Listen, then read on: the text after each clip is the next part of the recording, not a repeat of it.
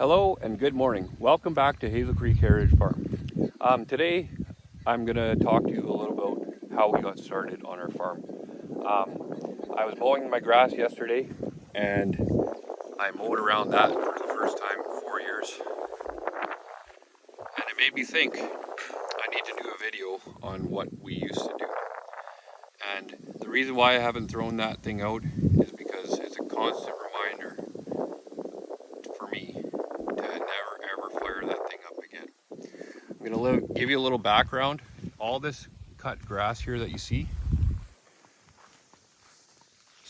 I got my father-in-law to till this all up with his cultivator. And way down there you can see there's a whole ring around our whole property. Now as soon as he did that, I had the mindset that once this was tilled, I would be able to plant trees so we can get some tree foliage going in our yard. As you can see, there's 2 trees there. That used to be a full row of trees. We probably spent $1,000 on trees trying to get this thing going. Our ash trees survived, they did pretty good. And then we have another row of spruce here that is very hit and miss. And same holds true around the whole property. What happened was us both working full time, we got overrun majorly by the Canadian thistle, and it choked out every one of those trees. We only have a few remaining, but those are 7 years old and they're pretty stunted.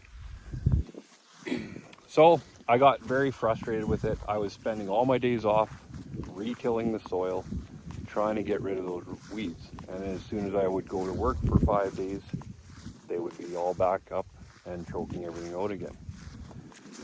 So this being in an organic place, my father-in-law is strictly organic, and it would be very easy just to decide to take some Roundup to all that and just keep your trees alive. But I didn't have that option. That's what got me into regenerative agriculture. If you can see right here, there is not one Canadian thistle growing in this. And all I did to cure this was to keep mowing the Canadian thistle.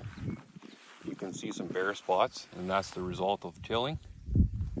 But I recently purchased a mower that will mulch instead of blow the clippings all over the place. And you can see that there. You can see the mulch bed starting to happen. So that's going to help keep the soil moist and keep it covered. The biggest thing about regenerative farming is animal impact and keeping your soil covered. Whether it's with a cover crop, or I'll take you over to my garden, which if you've subscribed to my channel, you've seen it many times. But it is my absolute pride and joy, and I've said it before, I have never ever grown a garden that produces so much food without having to work at it. So as I walk over there now, you can see everything that used to be Canadian thistle is now coming back to native grass, which is way easier to handle, and you can just tell that my trees have thrived because nothing is choking it out. So we're back at the garden here, and every time I show this, it's ballooned up even more. And I've added that section right there. That's going to be our next year's garden. And I don't know if you've seen it, but there was a tree that was growing amongst the garden, future garden, and I decided to keep it alive, and it's going to grow within the garden, which in turn is going to create more diversity. This tarp here has been here since I made a YouTube video on this. It's been on here for a few months. It's just stewing away there and checking underneath. It's doing really good. And then this is our garden. 0 till, 0 pesticides, herbicides, fungicides. Nothing ever has touched this garden. This land has never been tilled. This garden was put directly on grass with initially that tarp that you see there started out over here. You can see everything's just growing beautifully. No weeds to pick.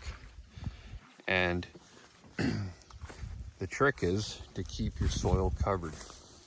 I'm going to dig in here for you guys.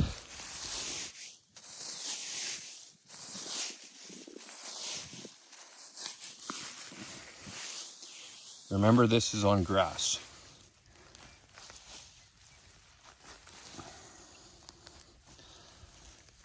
Look at that. So starting this 2 years ago, you can dig down here about 2 inches and you'll still pull up the same stuff. Organic matter in there. And if you smell it, it smells alive.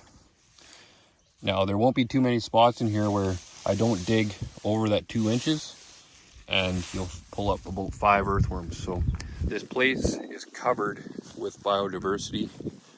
There's living stuff in the soil, and you can tell by that is just look at these plants grow. It's more of a serious video, but I am absolutely passionate about this. And the more I learn, the more those guys have an influence on our land. You wouldn't think it, but these chickens, guineas, turkeys, ducks, they all play their part in our homestead. They've proved it. All this grass right here, I'll try to get you a line here. You can kind of see a line right there. And this is what the animals have been eating, and this is what I've mowed by hand. Not by hand, but with my mower. So you can't tell a lot of difference between the heights. So all these animals you see here have taken care of the grass cuttings, and the difference you see between the cut grass, there's not many living flowers, but in what the animals have taken care of, the alfalfa is still allowed to grow. There's a lot more diversity. You'll see a lot of different plants in here because that's all native. That's starting to spring up. So that's my gist on this video. I really love to show you this, guys, because it's something I'm extremely proud of. And I know that when I started that garden, it was just basically a science experiment, but now I'm absolutely convinced that is the way to do it. I have had zero issues, and I've never had such a successful garden in my life. Last year we had a drought, and our garden looked much the same, with only watering it a couple times. So it's proof for me, it's proof for you guys, that living sustainable, natural, as long as you have animal impact happening on your farm, not just a monocrop, diversifying, it works wonders. And if you go into a bush like you see back there, you will see that there is zero weeds. There's a ton of different plants that grow in there. And if you dig in the soil, it's got a bunch of organic matter that you could dig forever in.